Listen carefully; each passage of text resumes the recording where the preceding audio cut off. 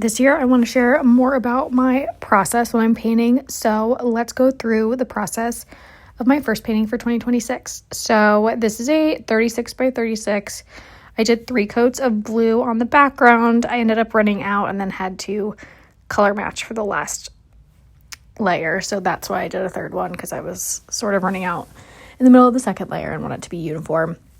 And then I'm just taping things off here. So I use this to get really, really crisp lines. I use this tape to sort of keep things parallel. That's why I did all the way to the bottom here.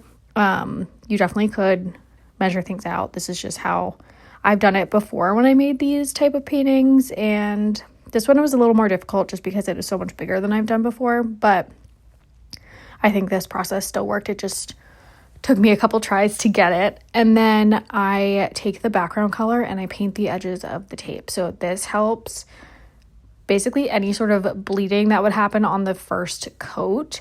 This helps that not happen. So it keeps the lines really, really crisp. And then sometimes I will go in with white on top of the background color before I start the new color.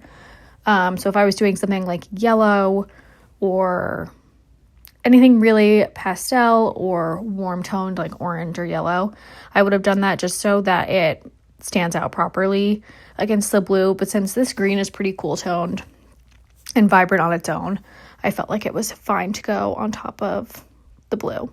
So I started with the small brush for the first coat. I don't know why, I just feel like that felt right for the first coat.